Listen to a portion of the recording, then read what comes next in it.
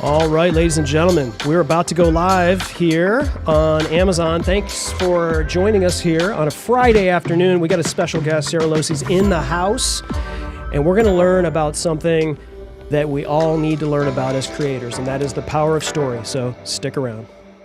And beautiful people of planet Earth, welcome to Dealcasters Live. My name is Chris Stone.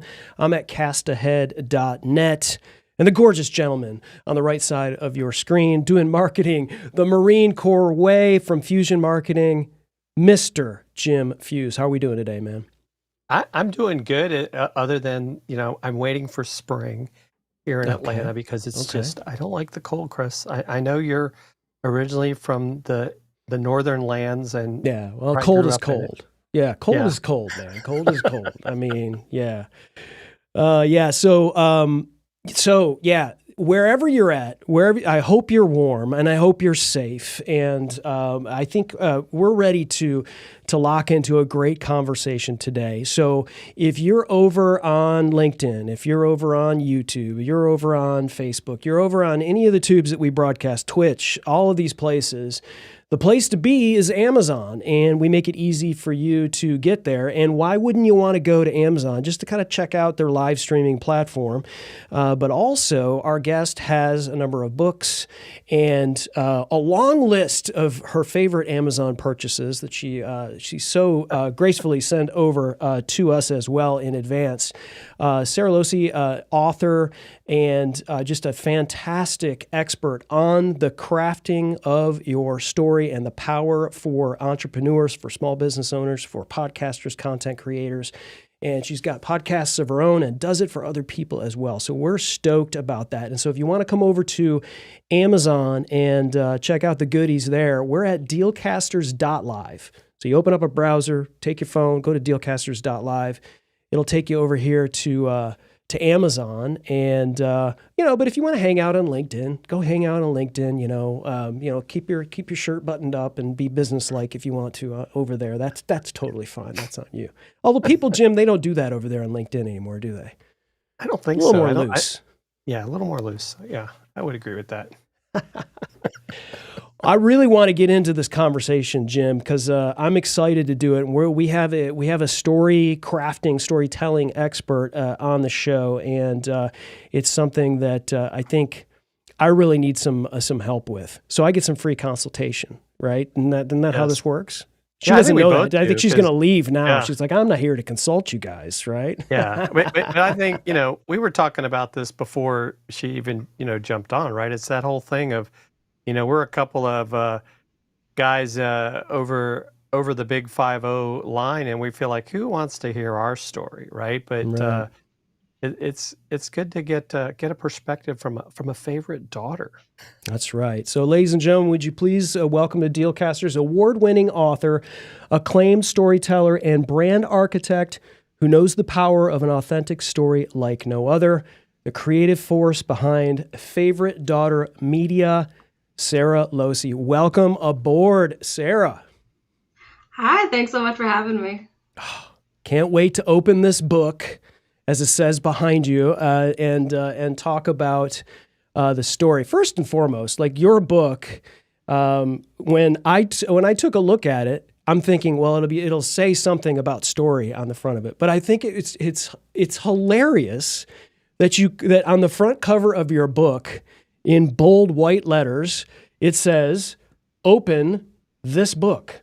I'm like, I am an author now, but a marketer first, and gotta lead it with the CTA. Right. Tell them what you want them to do. That is fantastic. But hey, listen, whatever gets them to do that and get into the goodness that is the crafting story, and I think. We talked about this earlier, Sara. I think so many people, when they're thinking about creating content, one of the last things that they think about is telling stories and really understanding why they should and how important it is. So I want to roll this over to you and kind of, like I was one too, where I'm like, I can do this. I can speak into a mic. I can create content. I can do all these things. But you forget about, like, your stories and your experiences and all of those things. Why is it so important for creators to craft their ideal stories? There's so many reasons. And you said speaking to a microphone. I'm currently feeling a lot of shame because I tell everyone to get a mic and I'm not using one right now because it decided not to work this morning. But when it comes to stories, think about how much content is just being pumped out every single day. It's like, I want to say like 80 million or 80 billion pieces of content go out online. And you're just constantly inundated with all of these messages, especially brand messages. And they kind of all start to feel the same. And they're all calls to action. They're all buy this, use this. And that no one's going to remember that. That's right. If you think about like any commercial that you've ever seen, that's just, you should use this because I'm telling you to. You don't want to use it and you don't remember it. But when you hear someone tell a story, that is what you remember, because the stories are what drive human connection. The stories are what get people to latch on to you, to remember what you're saying, to understand why you're saying it. And people start to trust you. They start to feel like they know who you are. And that's how you actually get them to make purchase decisions. It's not just about saying, buy this. It's about getting them to buy into you and your experience and your expertise. Once upon a time, there was a boy named Chris, and he created a podcast business and thought that his stories weren't worthy. He thought that they weren't like headline worthy, right? They weren't, they were just ordinary. And so, spoiler alert, it's me. So that was subtle. I almost missed it. Right. So how can someone discover what their stories are and like go through that mindset and say, hey, this is how you can make whatever that story is really pop, so that people, like you say, can develop that trust when you're trying to promote your product or your services or things like that? I hear that all the time. Exactly what you said is that my stories aren't important or they don't need to be told, or why would anyone care? And a lot of that comes back to the headlines, and we expect stories to be headline worthy, or we feel like in order to make someone care about a story, it has to be traumatic or dramatic or sensational. So unless you're telling your childhood trauma story, people aren't going to pay attention. Right. And it's so untrue. And it's to the point that people, if they're not telling that story, they just don't tell anything at all. But when you hear stories, the whole idea is that human connection piece.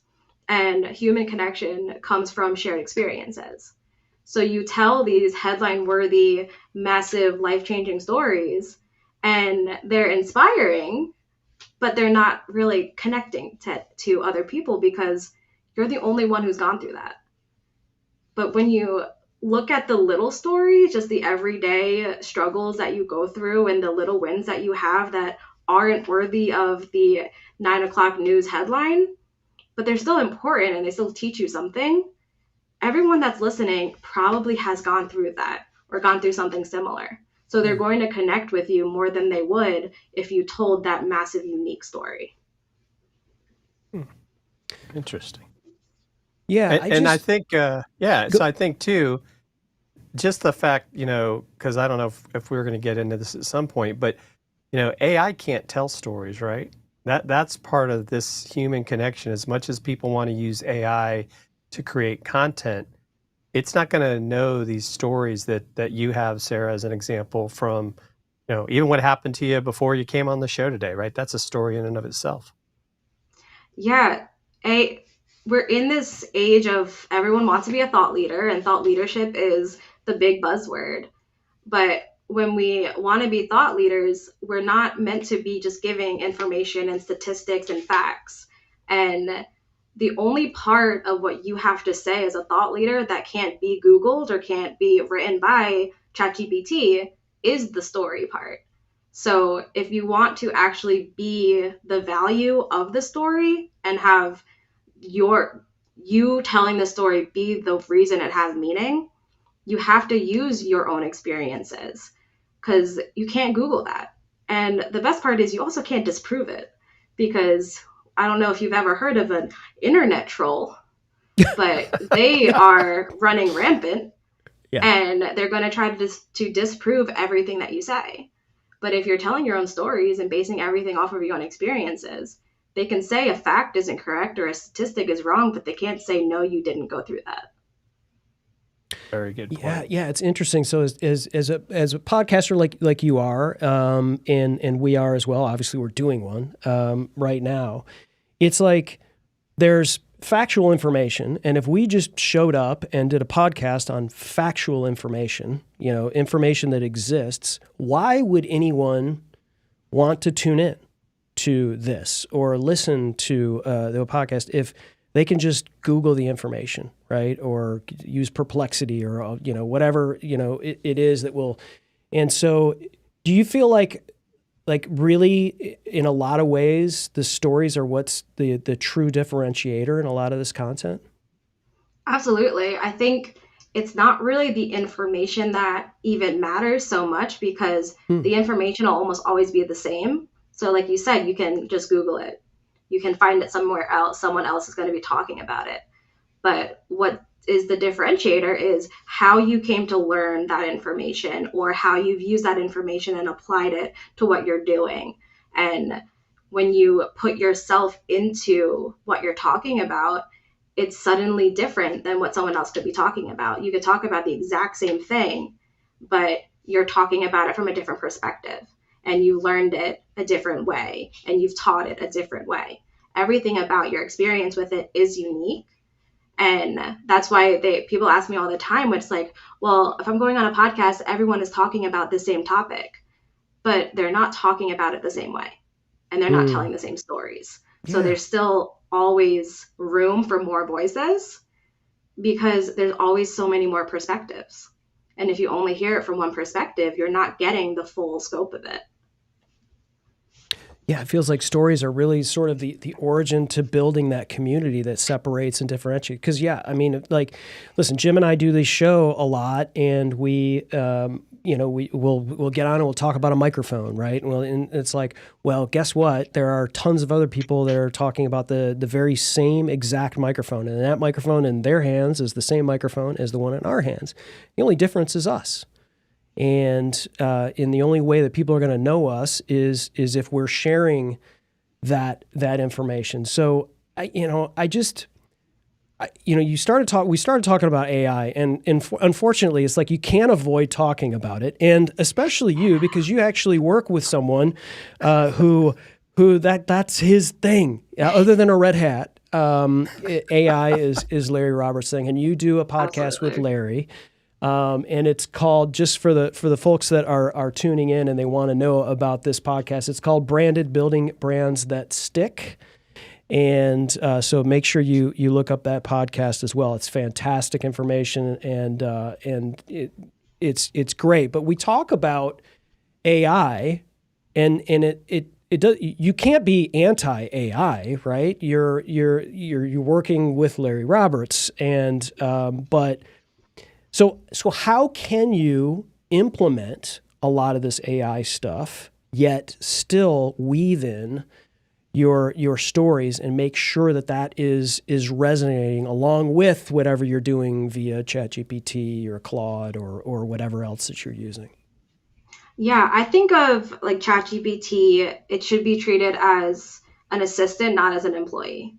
And when it comes to content creation, it should be treated as a place to get ideas, not a place to create content, because it shouldn't be the content creator. It should be the assistant helping you create the content. And the way that I've been able to use it is I'll come up with an idea, or I'll ask it to give me an idea for what's a blog that I can write. And I'll take like the bullet points of what it thinks I should talk about, because that's how ChatGPT works. It almost is always a bulleted list. It loves a bulleted list. Mm-hmm. And here's 5 key takeaways that you should touch on in this blog. Look at each of those 5 takeaways and connect it to a story. What is the story that kind of explains each takeaway? It gave you the outline. It told you what to write, but you are the one that tells the story that explains the information that I gave you. Have you ever asked ChatGPT to tell you a story? I think Larry actually had it write a whole children's book about a squirrel. It was called Squirrely Love. I don't think it's available on Amazon. Wow. Did not get published. Oh, because it wasn't good. I mean, that just doesn't sound right. Like, it kind of sounds, you remember, I'm dating myself. We're much older than you, Sarah, but there was an old song by this group called Captain and Tennille, and the song was called Muskrat Love. Oh, yeah. I knew that song. Okay, smooth. I think they mentioned it in Full House when I was like Wow. 6. Wow. That's good. Jim and I don't feel old at all now. That's not at all. Muskrat Hey, Love. So I am Squirrely like Love. 29 and a half. So I round up. I am basically 30, and that is terrifying to me. Oh, yeah. Well, Yeah. Well, don't hold my feel beer bad, is what they Sarah. say. You could be Chris or my daughter based on our age. So you're still young in our hearts. So that's okay. And would I be the favorite daughter? Well, since you made it favorite daughter media, yeah, you would win today. Thank you. But you would get scolded later about your microphone. I get it. Okay, I'm mad at myself. So favorite daughter media, I think I love the title, but can you tell us the story about the name and how that came to be? It's a different story than people expect. Part of it is the obvious, is I wanted my sister to know her place. But it really was, this wasn't on my bingo card. I had no intention of ever starting a company. And I decided to kind of like last minute, because I was in a position, I was working in finance, and I'm just not a finance professional. I could not keep faking it because I wanted everything to be pink and I wanted things to sparkle, and I have a disco ball sitting on my desk. This is not the persona of people that work in financial services. So it was almost like a last minute desperation to be able to be myself again, that I was like, I'm just going to launch a company. I'll just have a brand. And I Googled how to name a company, and it was not helpful. It said to ask 3 friends for adjectives to describe you. What nice little like mood booster, because apparently my friends are nice. It asked what your childhood nickname was, and mine was Bub, because I was born choking and blue and I looked like a little bubble. So my dad nicknamed me after what almost killed me, as all dads do. And all of the suggestions, they just weren't resonating with me. So I just was like, if this is going to be my personal brand, this is going to be something that represents me and I represent it. What is it about myself that just feels the most intrinsically me? And I just kept thinking about my dad, because he's my favorite person, and being his daughter is my favorite part of who I am. So I didn't actually name it favorite daughter because I am the favorite daughter, though I am. I named it because my relationship with my dad is my favorite. Nice. So do you have conversations with your sister at all about it? Like, is it just a pebble in her shoe that you have this company? And do you relish in that? Oh, I didn't tell her about it. But she knows, right? She found out. I think either my parents told her, or she just found out on like social media when I made the profiles. Nice. But she did, the first year I had it, she had me made one of those desk plates with my name and the logo on it. So she does accept it. But it's a memorable name and it's a conversation starter. And I paid the legal fees to have it be official, so she can't really complain. She could have done that. I beat her to the purchasing of the LLC. This is that. We get along really well.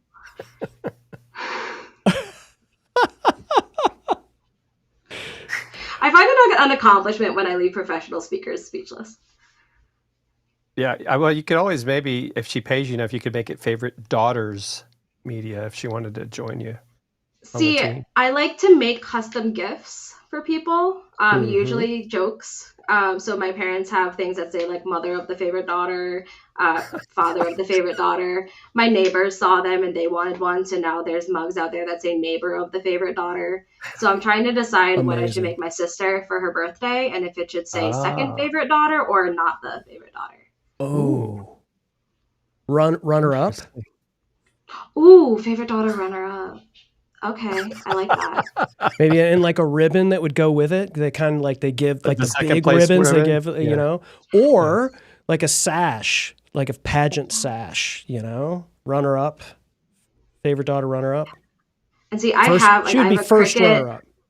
Yeah, she's like the alternate. Right. All right. If I die, she becomes like she's like my understudy. Or But when I you're have like a sick, cricket right? and a sublimation printer, so I can make her any of these things, This is and amazing. it'll look really official. You were Wow. today years old when you realized you got on Dealcasters and you came up with runner up favorite daughter. This is Sorry, this is it. This is that I'm That's so good glad these stuff. are recorded. We can point and timestamp to this moment. So All right, this is a back- great just don't story. tag her. Just don't tag her. It's a great story, Chris. Yeah, I wonder how Thanksgiving goes for your family. So let's Oh, not great. talk. Let's get back on track because I really wanted some free consulting on how I could tell my story, Sarah. But Let's go. no, but seriously, what about like you work with people to pull them apart, to pull their brains apart, and develop these stories, right? Like this is how you.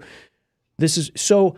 I'm thinking to myself like, first of all, it feels almost like you're putting them on the couch. You're giving them like it's like therapy, right? You have like, how do you break down walls? Like somebody like myself, I'm not used to telling like vulnerable sort of stories. I've gotten better about it, but honestly, I'm not great about, talking about things that are not.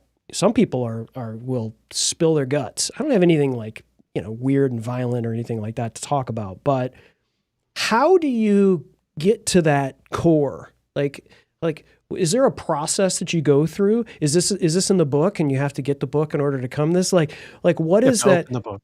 What are generally maybe the steps for that you go through with people to find those stories, pull them out, and really make them memorable? Yeah, no, you're gonna have to buy the book. Yeah, I figured as much. No, honestly, the first step of it is getting past the idea that the story has to be traumatic. And when we talk about stories and the power behind stories is the emotion. And it's the emotions that drive the connections and that make things memorable and make us feel something and invoke empathy. And you actually release like dopamine when you hear, or no, oxytocin gets released when you hear a good story. So there's like chemical reasons behind the importance of emotion. But the thing that people don't seem to understand in this aspect is that there are more emotions than just sad. Yeah. That's the first hurdle kind of to get past is you don't have to tell that super personal traumatic childhood story. And if you're struggling to get started and you're struggling to just start getting comfortable telling stories, start with a different emotion. Start with stories that are going to invoke joy. Start with stories that are going to make people laugh or make people excited. There's an entire spectrum of human emotion that when we get to the point of storytelling, we throw away a lot of the time, and we only hone in on what can I do to just pull on the heartstrings. So look past that. Look at like what was the happiest time in your life? When were you the most excited? When were you the most anxious? When were you up all night the night before something because you're basically set to vibrate like it's Christmas morning? What was happening that day? It doesn't have to be sad. So do you think, as an example, if Chris and I were to tell the story of how we started Dealcasters or even how we started live streaming, after making it past the mid-century mark. Is that a story people would want to listen to? Or, I think sometimes like, oh, who cares about that? I think great stories happen to those who can tell them. And that is wise beyond my years because I did not make that up. It is Ira Glass. But it's really true. I think, especially if you have an audience that already feels like they know you and they care about you, you can tell any story and they're going to care. But when it comes to people outside of your circle that don't know who you are and they don't necessarily have a reason to want to listen to you, the story is meant to be that reason. So if you can frame it in a way that's going to matter to them, and I do a lot in like the podcast guesting space and helping people like pitch to be on a podcast. And first I tell them to have a microphone. So I'm doing great, but it's there. It's just not working. But the first thing I say is that we don't care about you. And it's a little, it sounds rude, but it means for the podcast, we care about our audience, what they want to hear. Yeah. And I think you have to step into the shoes of you don't care about you either, because it's not about you. It's about the people that are listening. And that makes it a little bit easier to step away from the fear of telling the stories and of being vulnerable because you stop making it about you. So what is it in this story that is important for someone else to hear? What is it in this story that had such an impact on me that I wanted to have impact on others? So it no longer becomes like, well, it's just a stupid story about me. Why would people care? It becomes a story that they can relate to and pull something from. So maybe there's people out there that are past that 50 mark and they want to start doing something, but they're afraid to. You telling that story shows them like, oh, well, if they did it, so can I. Right. So some of those shared experiences haven't happened yet, but you're giving them the opportunity to realize that they can have that same experience. I love that. I think that, the fact that you just said, stop thinking about it has to be traumatic and start thinking about other emotions. I mean, I've heard myself say this a million times to other people who are learning about podcasting or prospects that I talk to in doing remote production or whatever.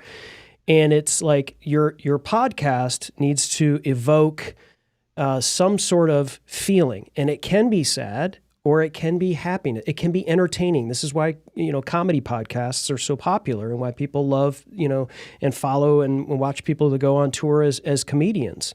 Right. And maybe every once in a while they're going to tell a sad story, but it might be weird. But in whatever case, and be educational too is another thing that we tell people. But you always think about, let's go through the steps of whatever this is that we're talking about, but we don't think about wrapping a story into it. It's just not the first thing that I can think of.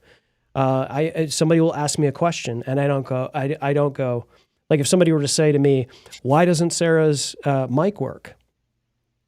And I would say, well, it's probably the cable, or it could be, this, that, or the other. See what I'm doing right here? This is a show of callbacks.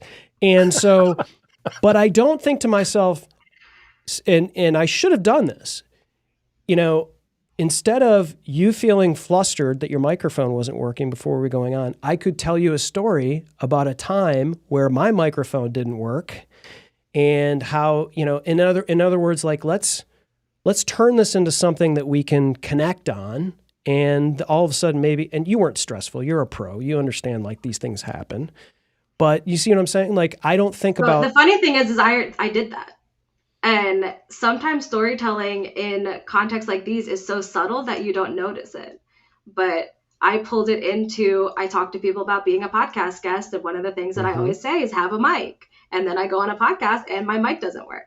That's a story. Yeah. But you have a mic. It's just. I have it. It's just not working.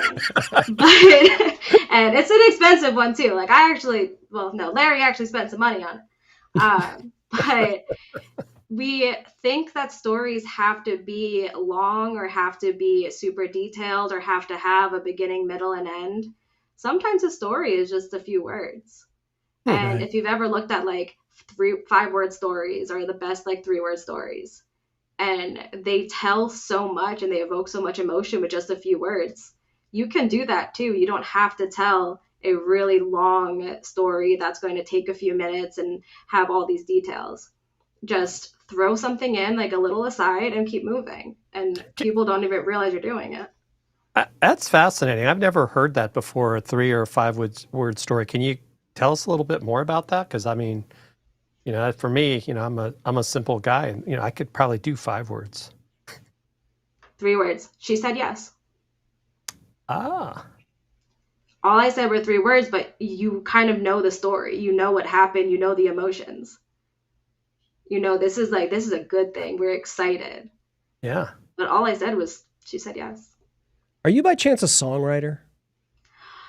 No. Okay. And nor am I a singer, and nor shall I try to be. Okay. Well, I wasn't going to ask you to sing. I'm a book writer. Okay. Well, yes, you are. Yes. Open this book. That was an excellent segue, by the way. I was so excellent. I wasn't even ready to push the button. The book is called "Open This Book: The Art of Storytelling for Aspiring Thought Leaders" by Sara Lohse, and it's available on Amazon. And if you're on Amazon, Dealcasters.live, it's there in the carousel. And there's other things associated, like a workbook. Did I see that as well? Yeah. So the book itself is a part journal. I think if I'm going to tell you to tell stories, and the title of the book is actually kind of a pun, because it's not just open this book because I want you to open it. It's open this book because I want you to become an open book. And I teach all of the concepts through my own stories. So it's almost like a memoir, which is weird to have at 28. But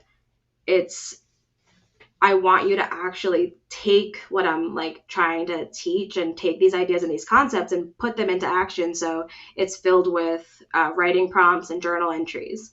And for those who don't want to buy the book and they just want the journal, I do have it separate as a free download at openthisjournal.com. Nice. So when we first put together this show and you saw the thumbnail and we got all your stuff and you sent over, we've got all the bio, the headshots, all of that stuff. One of the pictures that you sent, you can kind of, for those of you watching, you can see it over my left shoulder, your right shoulder over here. And it's got a really cool tattoo that's going down your arm. And I thought, well, this is cool. That's cool. You were very proud of that tattoo, and you're putting your elbow on the table, and that tattoo is very visible. And I was like, well, this is someone who is very proud of their tattoos, right? Yeah. What does that say? Does it say something? Are those words? I can't. Yes, it's very hard to read cursive because my other words are very easy to read. But it says Vero Mundo, which is see the world in Portuguese. Nice. And if anyone speaks Portuguese and tells me I'm wrong, I'm going to be sad. So keep it to yourself. Yeah. Well, Marco is watching on Amazon, on LinkedIn, and he's in Portugal. So Marco, don't say anything. I did get it done in Portugal by a Portuguese tattoo artist, and she said it was right, and we triple checked it. So all right. So you have a story as it relates to not that tattoo, but another tattoo that you have. Oh, look at the time. I gotta go. Yeah. All right. Well, it's been nice. Did that microphone stop working now, or? Yeah. No, I'm sorry. I'm going through a tunnel.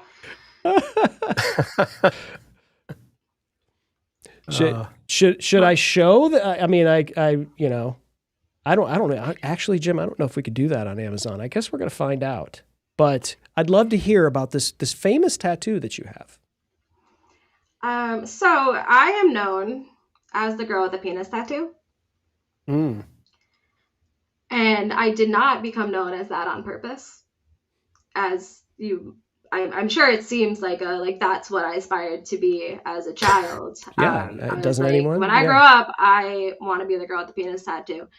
It was completely an accident because I went to Ireland on a solo trip, and I asked for an airplane as a commemorative, find the next adventure. You flew here all by yourself. They didn't like tourists, and my airplane had a phallic shaped appendage coming off of it. Yeah. At least show the after though. Like it looks good now. And there's, I love this. For those of you who are just listening, you can go to favoritedaughtermedia.com/tattoo. And we're showing it here on the screen live. And hopefully it will remain live. You may not have noticed too. It's it's on the book. Where are we? Yeah, my illustrator actually traced it and put it on the cover of the book. Nice. But it's the after version. The after version. Okay. So here's the after version. It is an actual 747 or whatever that is, playing with a kind of a stamp, very travel. But yeah, World Traveler. Yes. We're gonna do this really quickly, one more time. But you can go to favoritedaughtermedia.com/tattoo. Before, whoops, after, much better. Okay. Shout out to Josh. Yeah. Fixing that. That story was never meant to be told anywhere outside of the bar I worked at the time that I would tell to get sympathy tips. It was not supposed to be the story that became the premise of my first book, but here we are. I was at Podcast Movement in 2021, I think, maybe 2019. I don't even know. It was in Nashville, and I was working in finance. I was the director of marketing for a financial advising firm. The CEO hosted a podcast, and I produced it. And I wanted to get him booked as a guest on Stacking Benjamins, which is, if no one's familiar, it's a really popular, amazing financial podcast. Great podcast, yeah. Which is, a financial advisor would make a really great guest for a finance show. So I stalked Joe, the host, for 3 days. And I don't want you to hear stalked and think the wrong thing. I literally stood at a cocktail table hiding behind a book. It was John Lee Dumas's book, so at least it was like it fit. On brand, yeah. Yeah. I might as well have had a newspaper with the eyes cut out. And I stalked him for 3 days. I finally get to, I'm passing him in the hallway, and he's alone, which he's never alone. He's a celebrity at that conference. And I meant to yell to him. I think I yelled at him. And I just, Joe Sozzi, hi. And he's like, yeah. It's like, I have to get the host of my show on your podcast or else I'll be fired. And I've been casually stalking you for 3 days to do it. And he didn't call security, which was questionable. But he said, let's meet for coffee tomorrow and I will tell you how to pitch. And gave me his phone number. Children, don't do that. Right. So I meet him the next morning and he lets me give my pitch, which I had no idea how to pitch, no idea what I was doing. And I just spewed off all of these facts, and he's an expert in this, and he's got these letters after his name and all of that. And he just looks at me after and says, that's great. I don't want an expert. I want someone with a cool story.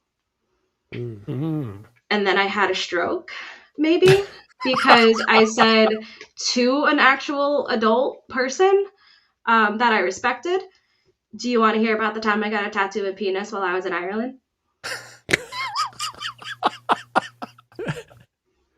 And that's how I accidentally got myself booked on one of the biggest finance podcasts out there. That is quite the story. So that's also how my parents found out. That's what the tattoo used to be. Oh, wow. But you're still the favorite daughter. I had already bought the licensing. Right. No matter what they think, you still have the .com, right? Exactly. That's amazing. I can still put it on a t-shirt. Well, so what was going through your brain before that came out of your mouth? Like, were you just like, I'm just going to say this? Or did it, you, like you said, you were I think I blacked out. Yeah. Sounds like it. Wow. Yeah. Oh my gosh. Yeah. It wasn't my best moment, but it worked. Yeah, I would say so. Yeah. Yeah. So you never know about the results. So it got you on the show. Yeah, go ahead. It got me on the show, which was not my intention, but turned out to be pretty cool because I had never been on a podcast before. And I always tell people, like, start small. Start on like the smaller, just getting started podcasts. Right. And I started on the one that is one of the biggest, most well-known shows in finance. Again, I don't listen to my own advice. And he is a master storyteller and a master interviewer. And he just knows how to pull information out of somebody.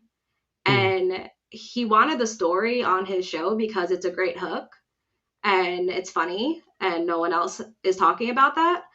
But it was his job to actually have value in it for his audience. So the way that he interviewed me to tell the story taught me how to tell a good story. And it pulled out value that I hadn't even seen myself. And it took this stupid tattoo story and turned it into this like life-changing situation that taught me how to be brave. It taught me how to take chances and believe in myself, and it's why I know that I could do things on my own. And I quit my job. I moved across the country. I launched a company, all of these things that I never would have done if I hadn't had this experience of being completely alone in a country I've never been to where I didn't know anybody. And that just happened to end in a tattoo shop. So he pulled out all this value.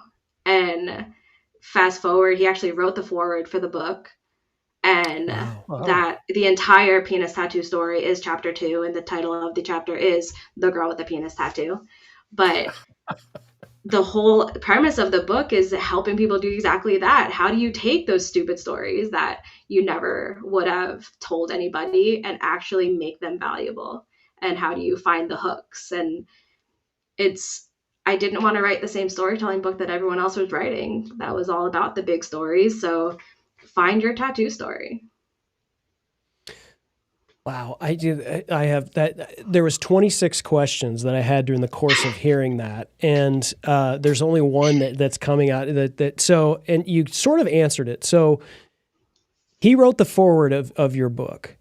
Yeah. I'm thinking in my head, like, okay, you're telling this story about how you're stalking this person, and he just said, like, I need somebody with what do you call it? A something story, a cool story. A cool story. Okay, because he knew that would hook his audience. He's shepherding he's the Sherpa of his audience, right? And as podcasters, we don't have somebody giving medical advice on our podcast because that's not our audience, right? Our audience is someone like yourself that helps content creators, entrepreneurs, get better, learn, all of these kinds of things. So he's the Sherpa for his audience. And you say this about the penis tattoo.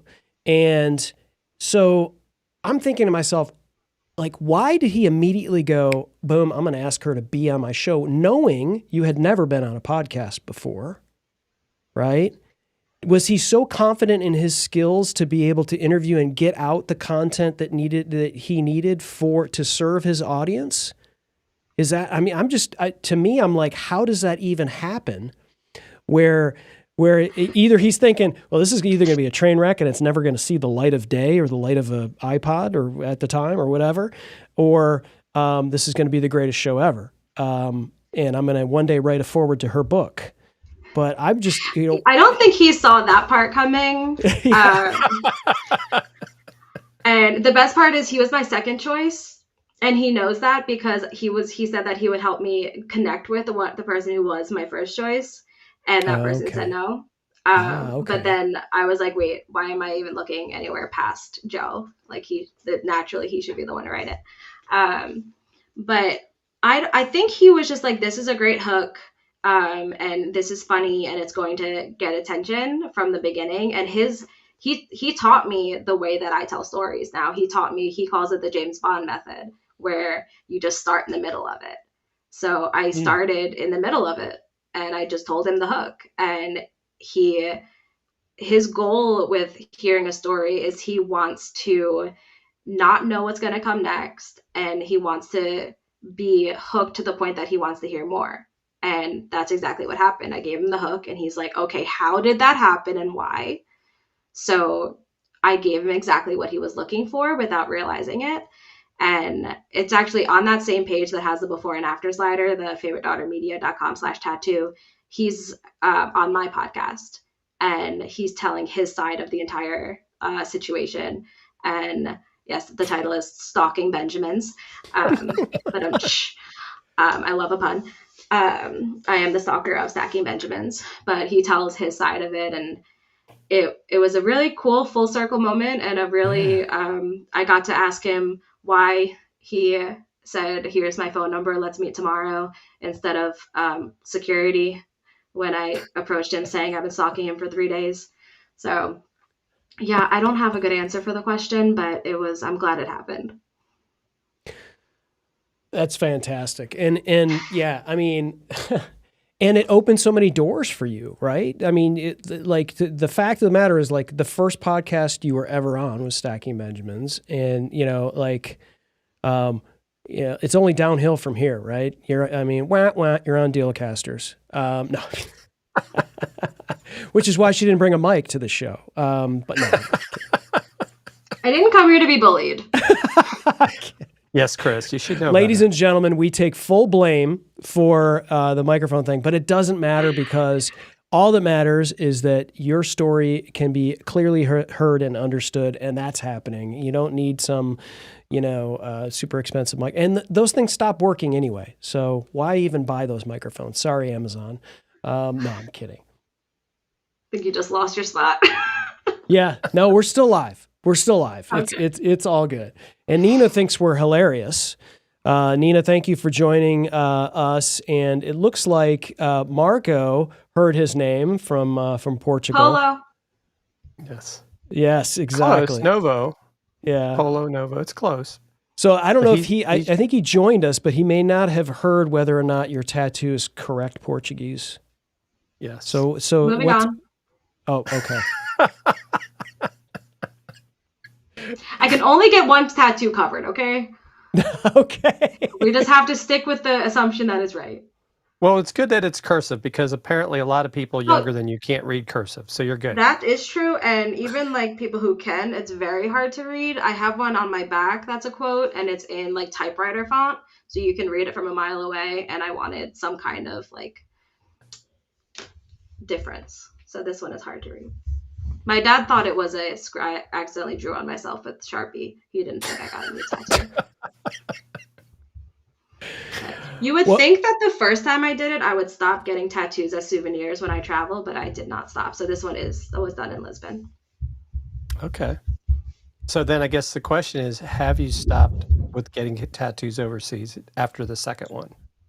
Do you think you finally have got Unfortunately, that yes, but only because that was June of 2019. And then we got hit with a panty, and I haven't left the country since. Why is this the first time I've ever heard someone say "hit with the panty"? I'm not even comfortable saying that out loud. But I think it's like, though, if you say it, it almost feels like I'm taking the power away from it, right? We're just calling it the panty. Like, we don't want to use the word, the full word. We're just going to call it the panty. Okay, so Gotten enough airtime. Yeah, right, exactly. Let's change that. Let's not give it the power that it doesn't deserve. All right. So storytelling. That's what we're talking about here. All right. What about, and I know you've taken stages, you've done podcast movement, Podfest, and you work with people who've done that, obviously, and guesting on other people's podcasts. What are some maybe do's and don'ts? Like, and maybe some quick, obviously, like the whole elaborate process. Folks, you're going to have to pick up the book, open this book, available here on Amazon. You can go to favoritedaughtermedia.com/open this book, and it will go there and take you to Amazon to pick it up. But I'm thinking like quick tactical things that someone can kind of utilize in order to kind of like, okay, I can go here to unlock this story that I've got in my, in my storybook of, I'm showing up on Sarah's podcast. She's going to ask me about certain things. how am I going to get to my story from here? And what are some don'ts too for people who are podcast guests? So there are 4 things that I think make a story compelling. And so when you're trying to tell a story, you want to hit on the 4 things. So the first one is that it's relatable. And that's one of the reasons why I say you don't have to tell that big, massive, life-changing story. And part of being relatable also means that it is emotional, because we all relate to emotions. We all have this, we're working with the same spectrum of emotions. So having something that is going to hit on any of the emotions, it does not have to just be sad. It can be joy, it can be anxiety, it can be fear, it can be any emotion that you have. But just have it be relatable, and have it have the right amount of detail. This is kind of like a do and a don't, because if you think about the last time your mom told you a story, you'll know what I mean by the right amount of detail. Because my mother is the CEO and president of too many details, to the point that every time she tries to tell me a story, it starts with the ending of the one she tried to tell me the week before but never got to it, because she told me too many ridiculous details I didn't need to know. Don't do that. Mm-hmm. Think of the details that are actually necessary to know to follow the story and like set the stage. And the more you tell the same story, you're going to start to see the reactions of the audiences and know which details are important and which ones they kind of fade away from. Like, okay, you can leave that out. It doesn't really matter. But have the right amount of details that gets them to actually pay attention. So that's 2. Of course, I'm going to forget my list. Emotional, relatable.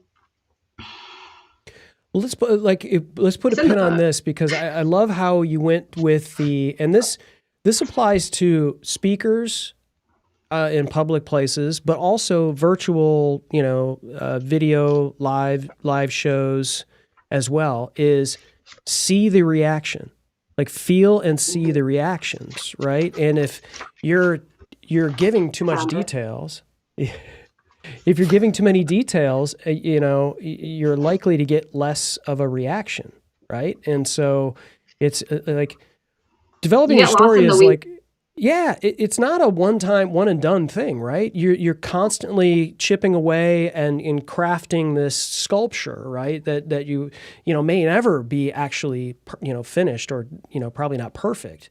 Just like anything, right? You're constantly looking to improve this story and getting those reactions, not asking your family what they think about stuff, because they're probably going to tell you something that you want to hear, not necessarily what you need to hear. And surround yourself with people that are like, you know what? You said too many details here, Sarah. Like, you didn't have to say this and this and this and this, and, actually give you constructive criticism to help you. Yeah.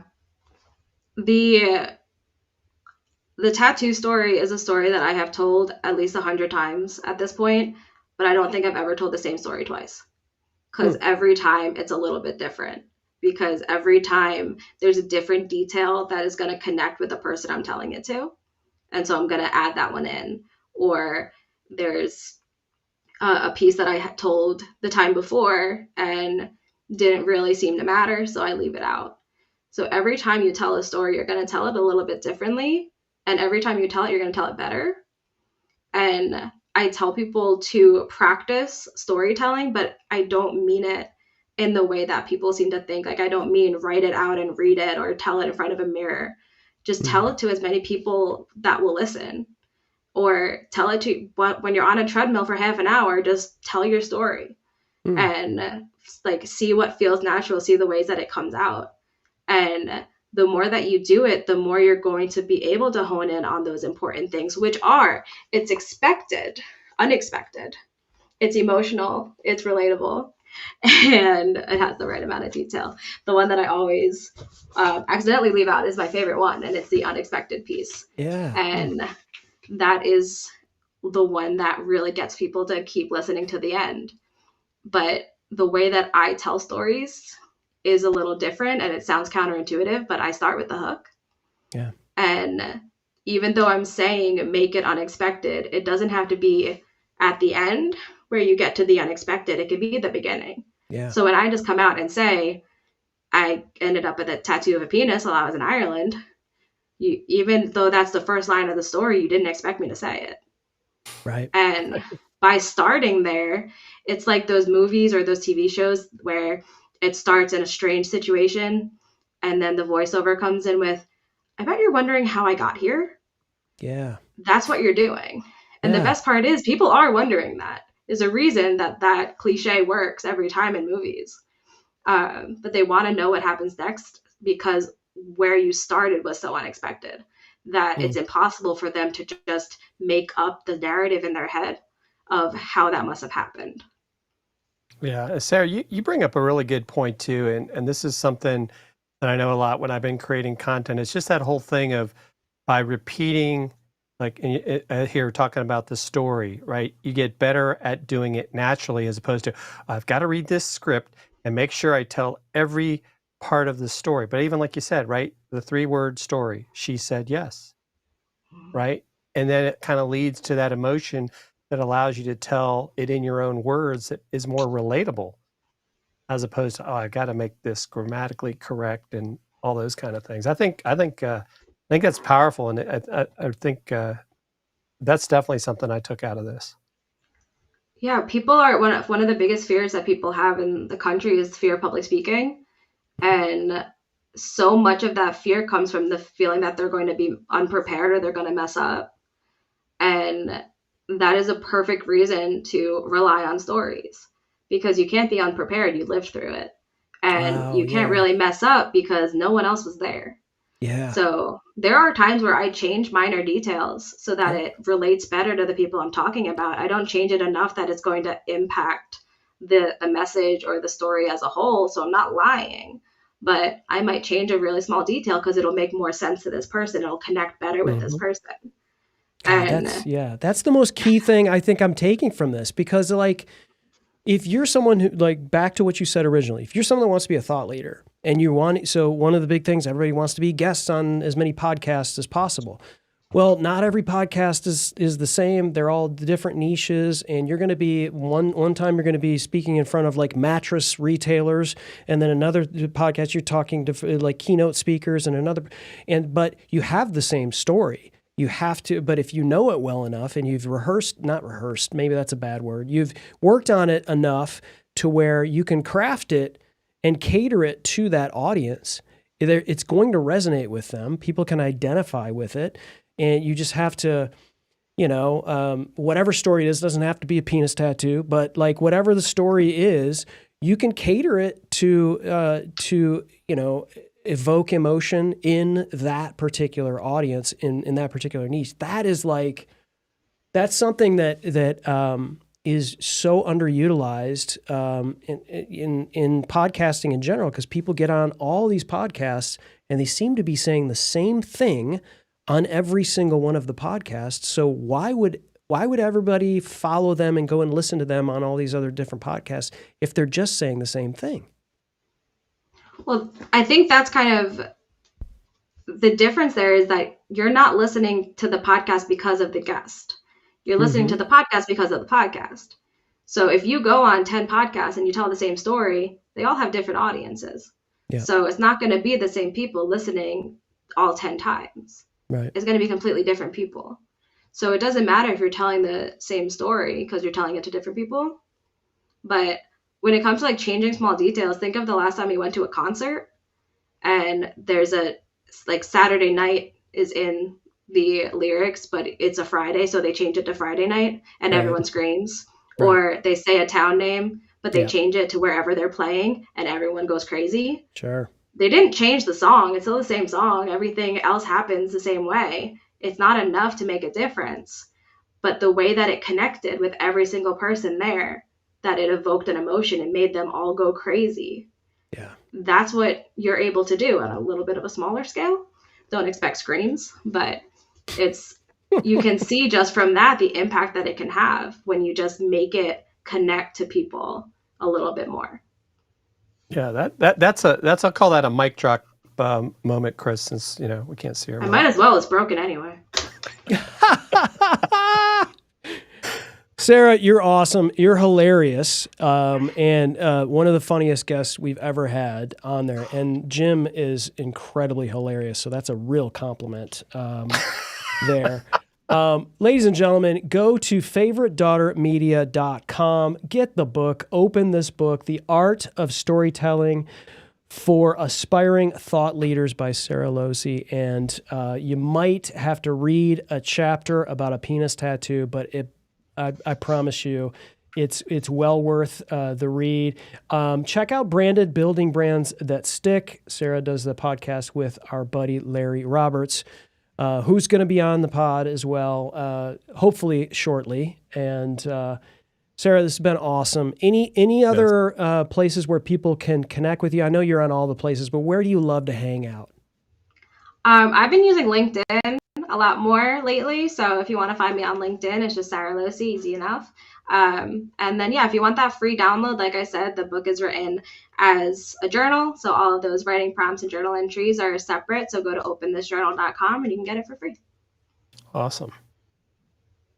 Amazing. Thank you, Sara. And to everybody that's tuned in, Nina, Marco, tons of people over on LinkedIn couldn't pull in those comments for whatever reason today. So we have gremlins on our side too, Sara. So there you go. We're just technologically challenged here on a Friday. But to everybody, as always, don't fear the gear.